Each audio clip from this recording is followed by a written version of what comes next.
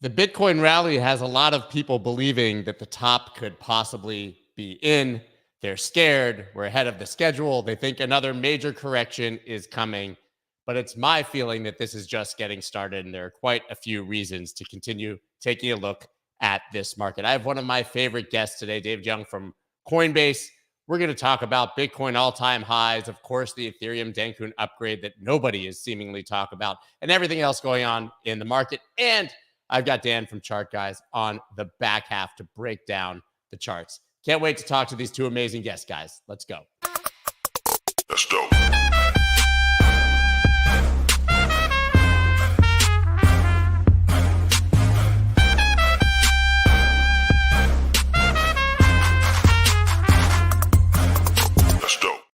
What is up, everybody? I'm Scott Melker, also known as the Wolf of All Streets. Before we get started, please subscribe to the channel and hit that like button. Going to try something a little bit new today that we used to do, which is to give you guys a very quick market update before I bring the guests on. Just let you know exactly what's happening so that we can set the table for the conversations. This is Coin Market Cap. Bitcoin effectively flat, but trading at 67,000. As you know, guys, it went to 69, slightly broke the all-time high live on this show 2 days ago, immediately jumped to 59,000, and now all the way back to 67.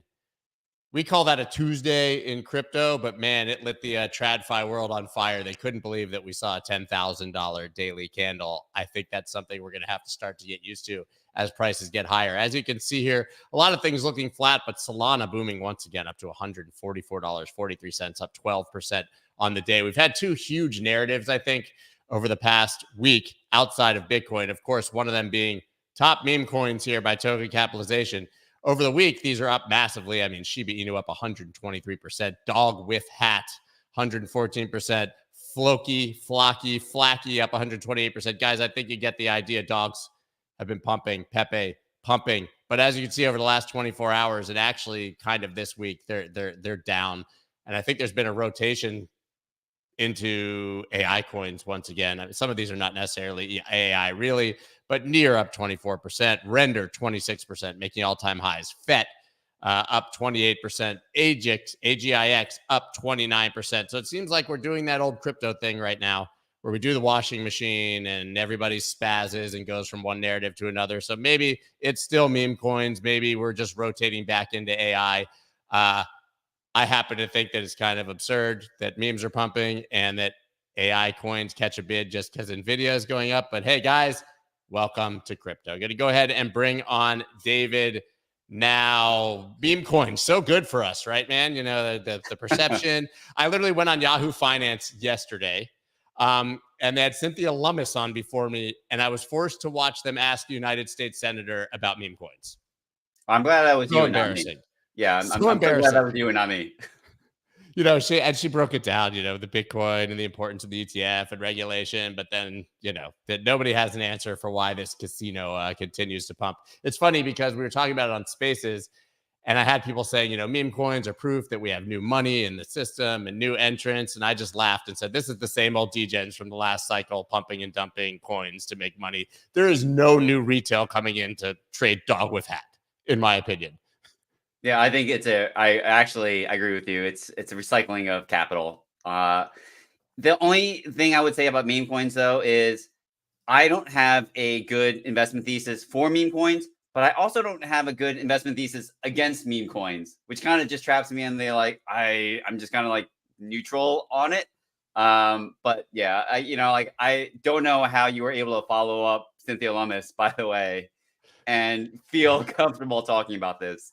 Yeah, luckily they asked me more about the ETF and some other things, so I didn't have to go too deeply into it. But it was definitely just awkward to watch that, and it gives me that sort of feeling of PTSD where it's embarrassing to the market to have to talk about these things with serious people and to see what's happening. But yeah, I don't have an investment thesis on meme coins either. It's funny, you always see these stories that are like, man, invest $100 worth $275,000 now, but nobody's sharing the story of the other 99.9% people who invested $1,000 and it's worth 1 cent, right? But hey, I guess we can move on from here. Listen, Bitcoin made an all-time high, in my opinion. Some people are saying because it didn't close a candle, it made a higher price. To me, that's an all-time high. Obviously, we had that massive leverage flush after that, but this big bounce. So what do you make of the Bitcoin market now? The fact that we're ahead of schedule on the 4-year cycle and the halving, I think many anticipated we wouldn't see another all-time high for another 8 or 9 months, right? Myself included. Yep. I mean, like I thought at best we'd probably get it around like the end of the first half of this year. So this is well ahead of schedule, and I was pretty optimistic. I think I was on this show probably about a month ago where I said I'm constructive, and at that time, like people were push back on that. They were like, "Oh, like what are you guys seeing? Like there's all these X, Y, and Z factors. We obviously didn't get the boost we wanted to right after the ETFs were launched." And like I was saying that we actually saw a lot of the technical debt actually kind of get removed from the equation, and the inflows were going to take us higher. Even then, though, the numbers that we're getting are just like staggering. Like to see that we're at like $9 billion of net inflows in the spot Bitcoin ETFs, like that's like such an impressive number that I don't think people truly appreciate what we're actually getting here. Because one of the obstacles to actually getting us to higher levels has been liquidity. Like we haven't gotten liquidity that's necessary to sustain the positive momentum. But here, the ETFs really present like that opportunity. And going into the halving, where we're going to see the reduction in supply, or at least the disinflation of Bitcoin, I think that this is going to be a massive kind of combination that's going to just continue taking us higher in the medium long term. And I don't say that like I've come on this show before and said what I think. If like I think things are going down, I'll say that. But in this case, like I really am very optimistic. Yeah, I'm agree. I was actually just looking up the market cap of GLD. It says 56.78 billion as I'm looking at it here. And then I pull up I thought it was higher.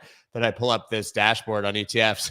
Total market cap of ETFs and Bitcoin is 53 billion right now.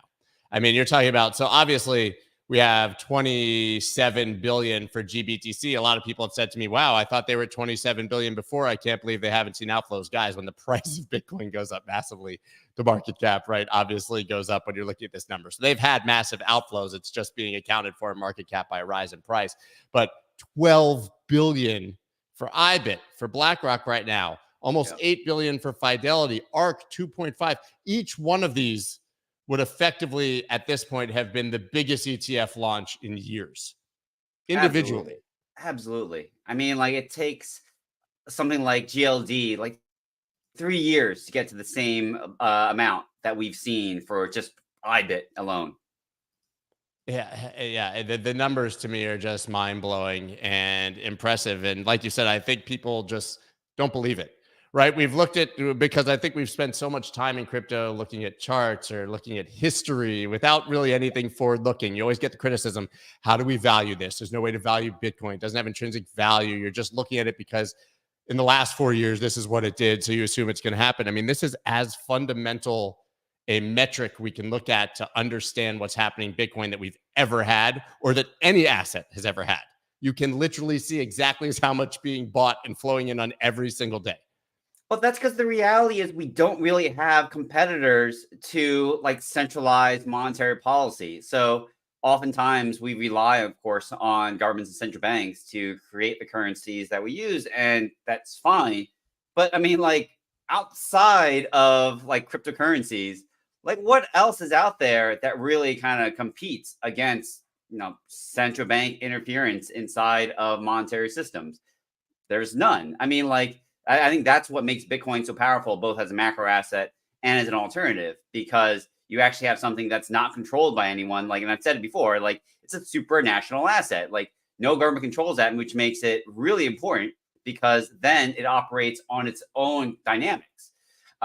So, I mean, in some ways, gold can kind of take that place, but it's, it doesn't function well. It also doesn't have the same characteristics because here we have programmatically disinflationary supply, whereas gold, to be honest with you, if you wanted to, and I'm not saying it's easy, if you wanted to, you can mine more gold. If gold prices go up as they are right now, like someone can say, actually, you know what? Let's buy some more equipment. Let's go mine some gold. Like that supply can actually increase. It's not easy. Again, you can do it.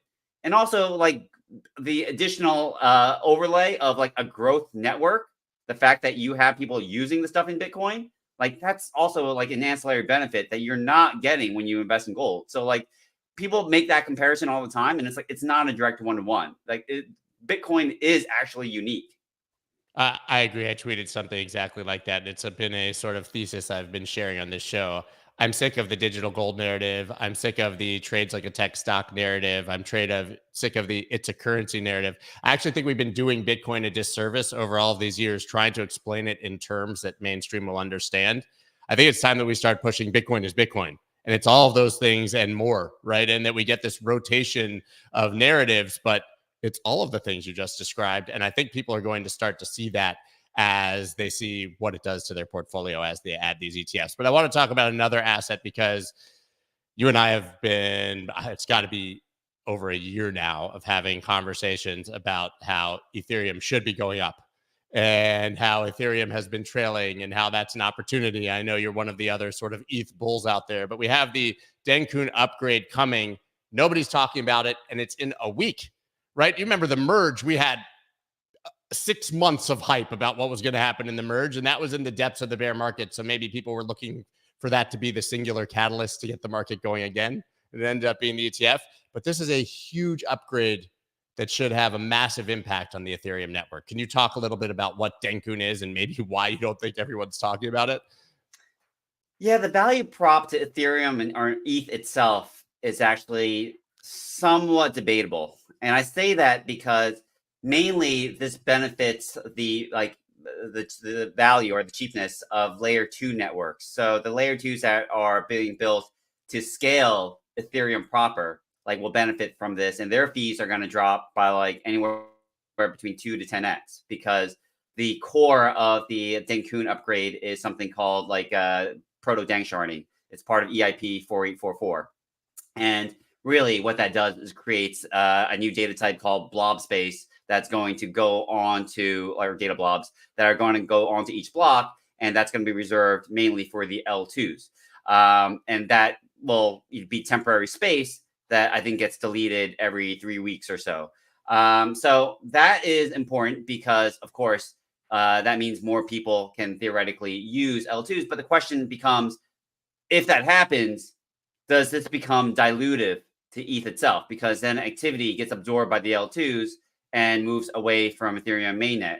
And we've seen over the course of this week that that's not necessarily a bad thing, because when ETH gets really expensive, as it is right now, and starting to go up, it gets really hard and really expensive to transact on the mainnet. So I think that that's a reminder for people of like, oh yeah, that's right. That this is why we need that.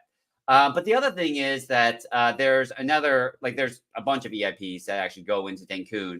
The one that I think really directly translates to what's happening for ETH and the tokenomics for ETH itself is actually 7514. And I don't want to like throw a ton of like numbers on there. It gets confusing. You don't need to remember the numbers. But the point is that what this does is introduces a cap on the maximum churn limit for new validators per epoch. What that means is that right now, the churn limit in terms of new validators becoming like validators, or people, prospective validators, I should say, trying to get onto the network and becoming full validators, the churn limit is somewhere around 13. It's variable, but right now it's around 13 because it depends on the number of validators in the system. Because there's a concern that we're moving too quickly in terms of onboarding new validators, and that becomes a potential risk for the system. Like, we are trying to find ways as a community to actually limit that. So this is one way to do it, by actually reducing that 13 number to 8. So when that happens, it's going to be slower to get new validators on the system. That's important because that affects the yield that you earn as a validator. That affects also like just, the demands that in terms of ETH that gets locked up into the system. So that actually does have real effects on tokenomics, and no one's really talking about that. I think that is more important for me in terms of the direct impact that we see on ETH value. I see that. I see that Macro Monday favorite Dave Weisberger is here in the audience. He said, thoughts about yesterday's hearing where CFTC said working with SEC to classify Ether as a security. That's not how I read it. And as I saw that, I pulled it up. I believe he said the opposite. I believe Benham actually was criticizing Prometheum in the SEC and said very clearly, I get maybe you guys can see this, but both Bitcoin and Ether are commodities. He went to say, moreover, he highlighted that considering Ethereum as a commodity has proven effective for market functionality over the years, hence request by Prometheum shouldn't be accepted. So it looks like we have a battle now. Once again, we know Gensler will never tell you if he thinks Ethereum is a security or commodity or not. But the CFTC actually coming out very clearly. This is the CFTC chairman. He's Gary Gensler's equivalent at an equally large regulator that we talk about a lot less, saying this is a commodity. I mean, I think that it's going past over in the news, but it's a big deal. That's actually part of the thesis about why I saw the probability for spot ETH ETFs being much higher than what the markets were pricing. Because I think that markets are pricing this at 50% at best, maybe 40, honestly. I think the odds are closer to 60, 70% that this is going to get done. And I think a lot of people were talking up like, oh, but Prometheum, which is, backdoor, the SEC's preferred kind of exchange, but like listed ETH and they only list securities. So what does that mean? I think that was kind of reading too much into it. Honestly, it still comes back to this, question between the SEC and the CFTC, because when the when the CFTC approved CME ETH futures, they did it as standard futures, not security futures. And granted, that was done in February of 2021 before, I think that was 2 months before Gary Gensler actually came aboard on the SEC. But I mean, for them now to pick a fight here, the SEC really has to outright say, ETH is a security, come at me, bro. And I really don't think that they want to do that. Yeah, and listen, we all know that Prometheum is a sham. I don't tinfoil hat often, but when you see Aaron Kaplan, the CEO, who looks straight out like an extra out of a Steven Seagal movie, who can't answer a single question, who says that he got licensed, but Prometheum can't actually offer anything on their exchange because none of these things have been qualified as securities. He's a patsy that was put up there to answer questions in front of Congress and to make Gensler look good. But this, like you said, this is not a fight they want to pick. And if they do pick this fight, if Gensler rejects an Ethereum spot ETF, or let me see, the SEC, even though we know it's Gensler, they're just going to get sued again and lose. Yeah. I mean, it's unfortunate that so much of this stuff has to get litigated in the court system rather than just having pipes that work. But I think the fact that what we saw with the spot Bitcoin ETFs is that they don't have necessarily a new standard. In fact, they said so. They said that, okay, we got rejected on the idea of surveillance sharing agreements. Let's, pivot now towards the correlation between futures and spot. I think that some people are now kind of looking at this and saying, well, the ETH futures market, well, the ETH spot market as well, isn't quite as large as the Bitcoin market. Does that present a problem for the SEC? They haven't told us.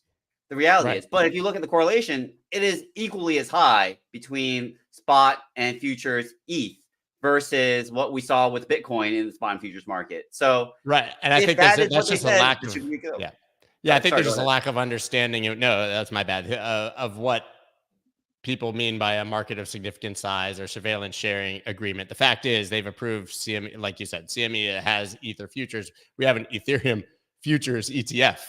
So if we have an Ethereum futures ETF approved and there's CME futures, then obviously it answers the manipulation question that was the key question as to whether a Bitcoin spot ETF would be approved. And this is still BlackRock, right? I've seen the argument that BlackRock is 576 and 1 now in ETF approvals. Of course, they're going to get it. They could withdraw and not get rejected, which is sort of a loophole in those numbers. But everything here, the exact same path exists. And how amazing we saw ARK's filing. Would it be to see an Ethereum spot ETF get filed that can take advantage of staking and offer a yield to people who purchase it? I don't think the SEC is going to approve that, just to be clear. But how amazing not is in the first round? Definitely not in the first instance. I don't think that they're going to get it. But I mean, mechanically, by the way, I think there's pushback that, this would be complicated to do. We've seen it.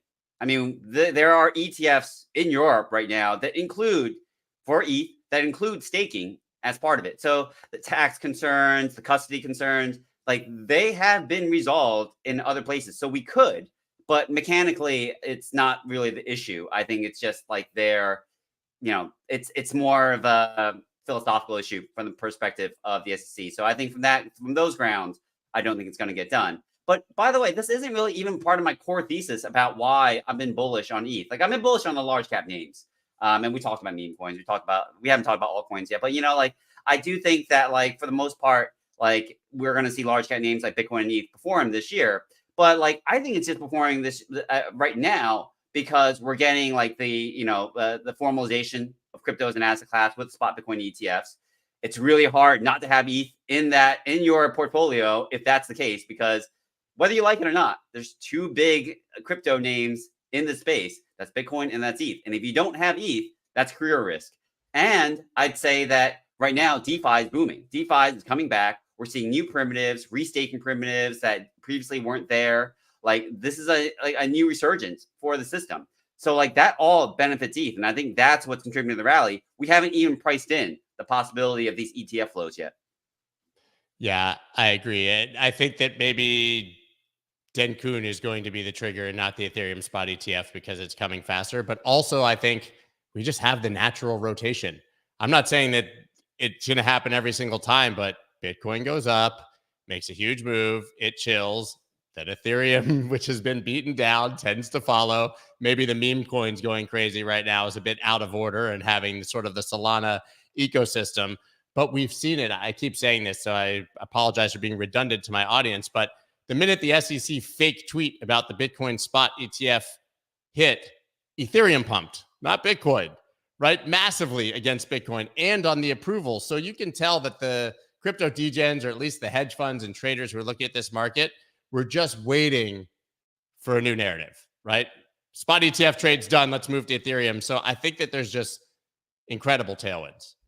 There's definitely a bifurcation between institutional flows versus retail flows. And by the way, I think the retail flows are just kind of stepping in here. I think that some of that has been kind of shy. Like we said in the beginning, what we've been seeing for some of the meme coins, I think it's been more capital rotation rather than new money kind of stepping in. But it's starting to happen right now. But institutions, of course, don't really play in that. Institutions are going to play in the names that they know. They know Bitcoin, they know ETH. There might be a few for the crypto native guys that like will be further down the risk curve. But for the most part, I think this is why I think this particular cycle is going to look a little bit different. I think there's still going to be that movement that we're familiar with in terms of Bitcoin to ETH to altcoins, for example. But I mean, in large part, they're going to be looking for the Bitcoin and ETH. And I think ETH definitely pumped in part because it was under-owned. So, I mean, like, it's not that like on a fundamental basis, I want to say like one is better than the other. It's just that their value is there. Yeah, I keep coming across as this massive ETH bull, but I hate their gas fees. I hate the speed of it. I'd rather use Solana from a UX UI perspective. It's not to me about the chain itself fundamentally. It's about the trade, right? We're still in the middle of trying to even resolve the modular versus monolithic debate. Like we're nowhere near kind of figuring that all out. And I think that, what we've been seeing coming out of Solana has been fantastic kind of new developments. Like I'm really excited to see what's going to happen from like version 1.18 for like Solana Labs new client. And then when Fire and Answer kind of launches, it's going to create more resilience for the network. But that's not to say that that's going to resolve all the questions that we have for the ecosystem. I'm not talking about like Solana's ecosystem. I'm talking about for the crypto ecosystem, because there are a lot of benefits as well for having these modular layers kind of stripped out and saying like, I can execute on an L2 and then I can settle on the L1, but I can also have data availability, like all that stuff. I mean, there's some good things about it. So those questions I think are going to remain probably through the rest of the year. Did this V-shaped recovery on Bitcoin surprise you? I know we talked about it at the beginning, but I mean, that was a pretty hell of a bounce and it happened fast. $10,000 daily candle is no joke. Yeah. I mean, like I could kind of see when we're getting towards that top that a lot of that short covering was just about to be done. I watch the long short ratios every day to kind of see where we are with that. And I can kind of see that the equilibrium levels were closer to like 1.4, 1.45, and we were still at like 1.2. So I knew there was going to be room to catch up. So when it broke, I was kind of like, well, there we go. But what was interesting to me was that a lot of that move that we saw on the downside, then actually was more spot driven and not like, in the derivative side of things. That did come later, obviously, and we saw the liquidations actually occur, and that's kind of like, and then the rebound. But yeah, I mean, like the trajectory didn't like surprise me. It was the pace at which things have been moving that has been insane. Yeah, now we get our 15% corrections in the bull market in hours, right? I mean, it's pretty insane. I just happened to look. I mean, funding rates actually, there was a flush, $1 billion. Obviously, they're still pretty high here on CoinGlass, 0.05 per 8 hour period. I mean, these are still pretty high. So there, I would say that just looking at that objectively, which you can't, in a vacuum, I would still say there's room for somebody else to flush this again. And it'll probably bounce right back. I know that we're at time, but since you're here, you can't leave also because it would be awkward. So I want to ask you another question. Is there anything else that I missed outside of ETH and Bitcoin, since you're obviously in the weeds so heavily with institutions, et cetera, and researching? Like, is there anything else you're really excited about coming into this cycle? Yeah, I think that the narratives here are definitely booming in a way that looks very different to what we saw in the previous cycle. And I think that the crypto native use cases on decentralized physical infrastructure, DePIN, like that's definitely a big theme. I was at ETH Denver, for example, like outside of like the modular monolithic debate. I think a lot of people were talking about AI, which as a theme, I'm a little bit sheepish about because I think the way it's being expressed right now, it seems more narrative driven than actual fundamentally driven. But you kind of said it, like Nvidia pumps and like this does well. So you still have that kind of moving, but I think there are some real things that are being built out in DePIN, even just away from the AI side. And it's super interesting to me right now. Gaming, I think like any day now, I'm waiting for a really big AAA game to drop because these things have been invested in over the last 2-3 years. Like that would put us like it takes 2-3 years to build a AAA game. That will be around now for seeing that launch. And we are starting to see that already happen. I'm waiting to see if one of those are going to gain traction. But I think that's definitely a big sector I'm kind of watching out for. Yeah, I love it. I think we've got a lot of narratives from last cycle maturing that we were early on, like gaming, even AI and those. And then I think we have some that weren't really talked about, but were maturing last cycle, like DePIN, the Helium networks of the world that actually have use cases and are building that are going to really, I think, come and we're to still the early forefront. on DePIN too, by the way. Agreed, I mean, like yeah. it was a resurgence of a theme, but like we're still like early in the development cycle for seeing these projects really mature and then take off. Yeah, totally agree. Well, everybody, you can follow David on Twitter because he has an awesome new Twitter name. I say it every time, but he had the funniest old Twitter name that he never used, and so we just had to bully him Only endlessly. reason I post on Twitter, and like every time I do now, the worst thing is like I hear your voice in my mind, like David, you need to post more. And I'm like, God damn it. Dude, you have a lot to say, and that's a free place to say it all. What can I say? So I highly encourage you guys to follow him. It's down in the description. David, always a pleasure, man. Thank you so much for taking your time, and we'll speak soon. Thanks for having me. All right, guys. Great insight, as always, from one of the top researchers in the crypto space and beyond, David, who's the head of institutional research at Coinbase. Think about that job. That's quite an important job. Before we move on to Dan, we got to talk about, guys, I did it. The mirrored. I usually point the wrong way because my brain doesn't work properly, but we've got DevvE, of course. We've talked about them quite a lot. We've been talking about them at least once a week in the newsletter and on YouTube, but man, they are booming, things going exceptionally well there. If you guys aren't already familiar with DevvE, which you probably are because you watch my show, you know that DevvE is a hyperscale blockchain platform that's flexible to be regulatory compliant in every legal jurisdiction of the world. Short way of saying they've gotten licenses to operate in places like France where nobody else has. Governments are building on this. Huge corporations are building on this. It's faster, it's cheaper, and better for the environment. I'm not a Bitcoin environmental fudder, but it's very good for the environment also. And it's being built by some of the most prolific names in and outside of crypto. Obviously, the former head of the U.S. Defense Intelligence Agency. Yes, you heard that correctly. The guy who invented the Kindle, former CIO of Starbucks. Some pretty big names, obviously, involved in this. And they're getting, like I said, licenses where other people have been unable to. There's no affiliate link. There's nothing to do to sign up. There's nothing crazy like that. I'm just asking you guys to check them out, because this is one of those new blockchains that could really be huge in the future and that people will be talking about moving forward. Now I'm going to go ahead. I feel like it's been a while, Dan. I think we haven't talked in a while. It's been couple weeks. Were you off for a week, and then I was off for a week. And in that time, Bitcoin went from like 40 something to 70, right? A lot has changed. Yeah. So what are you thinking now with this move, right? We tapped that all-time high. Some saying we double topped it, which, by the way, a double top would require us breaking down below 15, guys. So it's not a double top to me, but double topped it, or that we touched it, or that we didn't make a new all-time high. To me, we went above 69,000. We made a new all-time high. Yeah. And, have to admit, this move over the last month plus is definitely more significant than I thought it would be. And, yesterday, that flush is coming. There's going to be significant pullbacks along the way. But what's encouraging to see is that it was first hourly oversold conditions and that bulls bought it. So again, we're always wondering supply and demand. Clearly, demand is outweighing supply when that's the dip. When you get that kind of flush and you hit that low, if you bounce and drop below that low, that's a red flag for bulls. But when that marks the low, I call it a sucker punch, where, the bulls are in full control. They have nothing to worry about. The bears sucker punch them out of nowhere, big drop. And then the bulls are ready to fight. And when the bulls are ready to fight, they recover, they're still winning. And if they're ready to fight, but then we drop to the lower low, then the bears start winning. So, it's perfectly normal price action at this point. And here we are as we speak, testing the multiple tops from yesterday and just keeping control. Right now, we're just walking up 4-hour higher lows.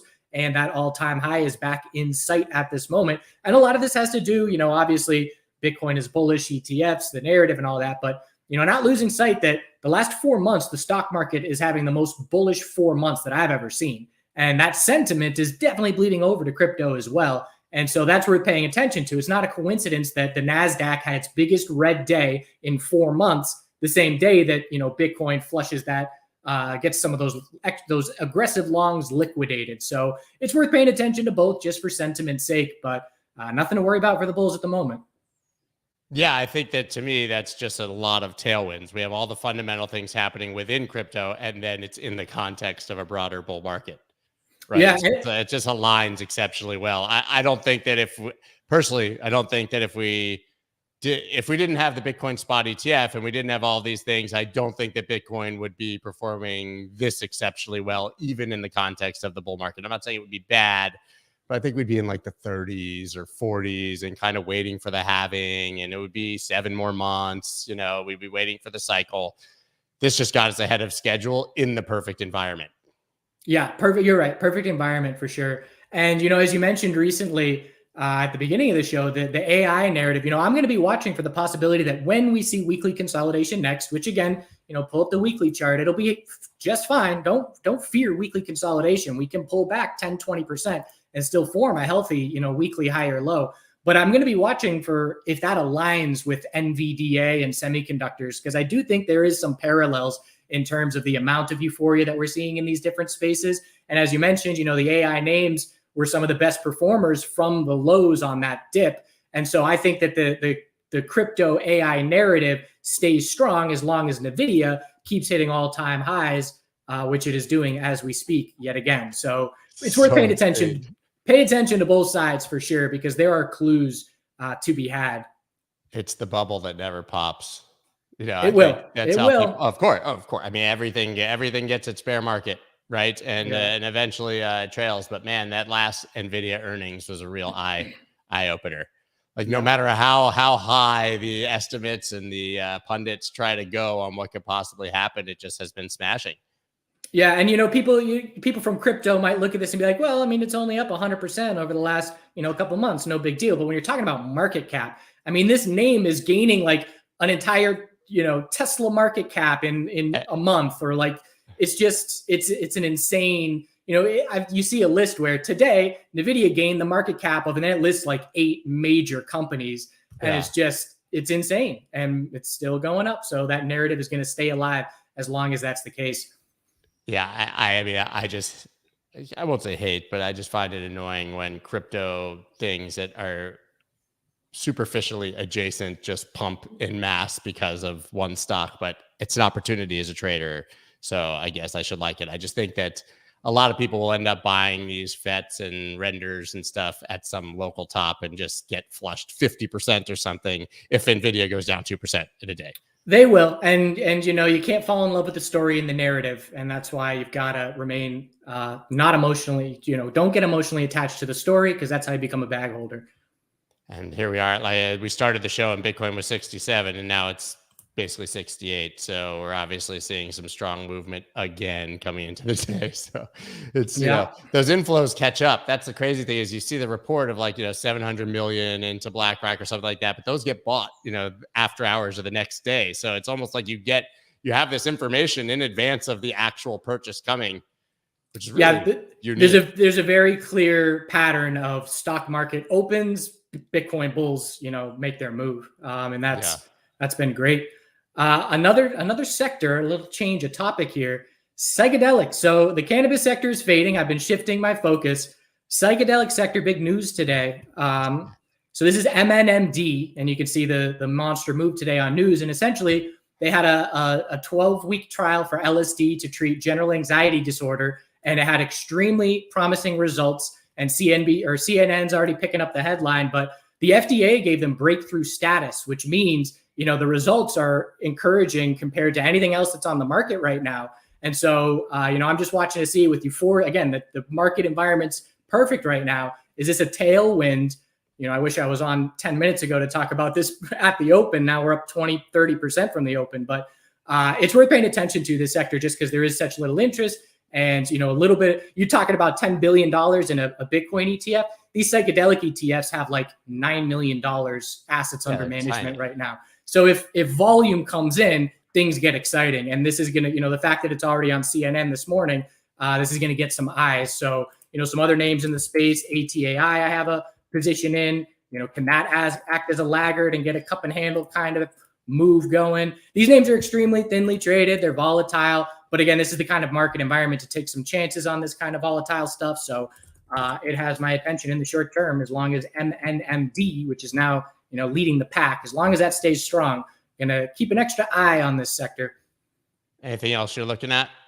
You're talking about ETH, of course. For me, ETH BTC, this has to break. We just got a tightening range here. If this breaks, it's game on. And so pay attention to this over the next couple of weeks, because that for me is I'm just imagining I'm a spotlight. Am I looking at Bitcoin or Ethereum? Obviously a bit of both, but is my attention going to go to Ethereum if this breaks bull? Absolutely. So, and if that breaks bull, then I think there's going to be pretty crazy movement in the Ethereum ecosystem and other altcoins. We always get the trickle down effect of bullish Ethereum.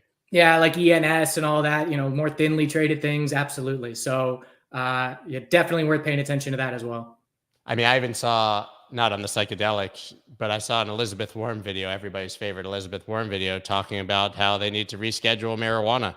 Yeah, right? Cannabis has been fading recently, and it's just because, the market is now realizing, are we really going to do this again? Is the DEA about to drag their feet on a Schedule 3 ruling for 3 months? And it's just honestly, buy the rumors, sell the news. I mean, those are classic, right? Until we haven't had the news, but people were buying that rumor. Yeah, I got it. Unless you get that news fast. Yeah, unless you get that news fast, you always see those fade. You always see the retracement of a huge rumor purchase, and then, but like you said, I think fundamentally that has a lot of legs. Anything else that you're watching? That's it for now. Of course, just semiconductors, broader market, extreme euphoria mode, and cautious. Definitely as a full-time trader, this environment, be cautious. Not fighting the bulls, but starting to get a little protective, because I look around and say it's been a great January and February. I really like these gains. A newer trader has a mindset, man, at this rate, I'm going to make this much money this year. And my mindset is, this is not going to keep up. I need to protect those gains. And so just being a little bit protective. Your mindset should be, I've made this amount of money this year, not I'm going to make this amount of money this year, because you'll give it all back every single time. But hey, that's what I got. All right, man. Thank you so much. Always appreciate it, guys. Check out, obviously, his channels and his Twitter chart, guys, linked down below. Always great alpha, great information. And if you have been following, he's given us some massive, massive ideas on this show in the past. So I love it, man. Thank you so much. Good to finally catch up again. Yeah, man. See you soon, Scott. Awesome, guys. Listen, before we go, I wanted to talk to you about one more quick thing. Well, maybe two. So I've got Market Mavericks this afternoon with Mike McGlone who was not on Macro Monday this week. So looking forward to catching up with him and Gareth Soloway, the two big bears. It's funny because people are like, why do you talk to these bears and give such bad information? For A, it's fun to be on the other side of a bunch of bears, and I've remained bullish on market mavericks. And B, it's good to get opinions from both sides, but curious to catch up with them on where they're thinking. I can't imagine, and maybe I'll be wrong, I can't imagine that McGlone is still going to say that Bitcoin is a leading indicator to the downside, because the argument was always that the market was lagging because stocks were making all-time highs and Bitcoin hadn't. Well, now Bitcoin has. So I can't imagine that. And curious to hear where Gareth's at, as he's obviously been shorting this market repeatedly. I do see people over here talking about Gareth's 12K prediction. Guys, it went to 15 and he was bearish the whole market. I don't fault him for that. I'm just curious. I want to know from the bears at this point, and those are my friendly bears, what's going to switch and change their mind? Like, what has to happen for you to fundamentally decide that things are bullish? Because the thing is, I have been on a recession has to come bandwagon. I'm just not going to fight it until it does. Like, why miss all the gains on a recession yet to come? And we don't even know what will happen. Also, one more thing. You guys may have missed it. I was on Yahoo Finance yesterday. And they asked me a question. I was going to just tell you guys the answer, but I'll just play the video because I thought that this was pretty sweet. And you guys couldn't see their face because they cut away from him, but the woman was absolutely shocked at my response here. But this was my answer. You'll just see. I'll show you what I played. Out there have price targets, and I wonder, for investors, should they think of a Bitcoin target the same way they would think of a stock target, for example, because modeling Bitcoin can be kind of tricky. Well, my Bitcoin target is to die and hand it off to my kids and hold it forever because I truly believe in the asset. That's not necessarily true of the rest of the market. I view the rest of the market as speculative VC investments, which I think is totally fine, but they're better for trading. Bitcoin, I believe, is better for holding. I'm in the Michael Saylor camp on that. So giving targets obviously is dangerous. I don't have a crystal ball. I don't know it better than anyone else. But if we look at past halving cycles, you generally do many multiples of the previous all-time high. Each cycle has been more muted than the last as the asset matures, as the market cap obviously increases. It's harder to move. But last time, say we had a 20,000 top, you get the idea. I don't need to give you guys my predictions. We talk about it all the time here. That's funny. You guys are saying, look at Scott hitting the big time. I get press requests once a day. You guys might remember I used to go on Fox Business all the time. I used to go on, Making Money with Charles Payne. I've been on all the channels. To be honest, I'm so busy making my own content that my schedule's never clear. And frankly, I don't give a shit. They ask me all the time to come on these shows. And I'm like, whatever, man. Really, I talk to you guys enough, and I think it's great, obviously, to go on these and to give a voice in Main Street. But like, I'm exhausted, man. I did like 5 shows yesterday or something. But the point that I want to make is that I don't think that I frame the context of my views on the market often enough. That is how I feel about Bitcoin, right? But that doesn't mean you have to feel that way about Bitcoin.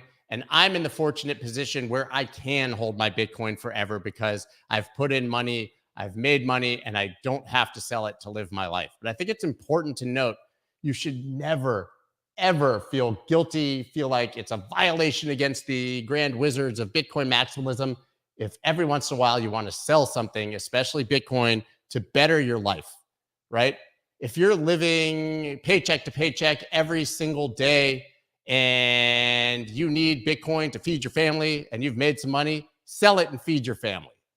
Don't be a zealot and keep it forever just because Michael Saylor or Scott Melker or anybody else told you that that's what you're supposed to do. And also, I think it's really important to get the framing of how I view the market as a whole, because Bitcoin to me is the most important asset ever created. I keep making this point. Bitcoin is Bitcoin. It's not digital gold. It's none of these things. I want my kids to have my Bitcoin. They'll probably sell it and buy something nice. I have no idea. I can't control what kids do.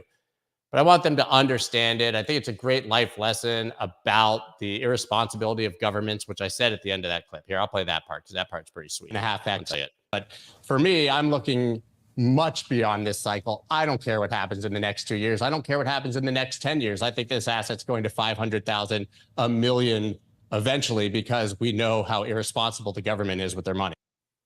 We know how irresponsible the government is with their money, right? And so to me, it's worth holding it forever to see if that premise plays out. But I do view the rest of the market, Ethereum and otherwise. I'm a huge Ethereum bull, but I said it on the show. It's not about the tech. It's not because I believe that the world financial system will be built on Ethereum. I maybe used to believe things like that in the past.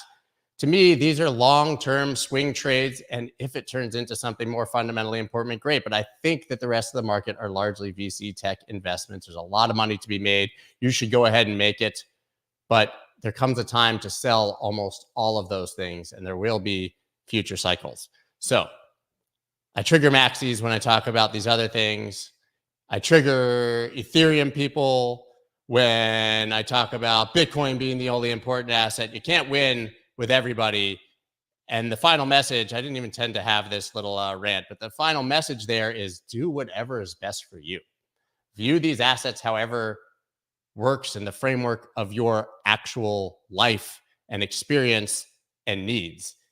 Yes, we all want to opt out of the fiat system, but you have to pay your fucking bills and you have to buy some food and you need to get your kids books for school.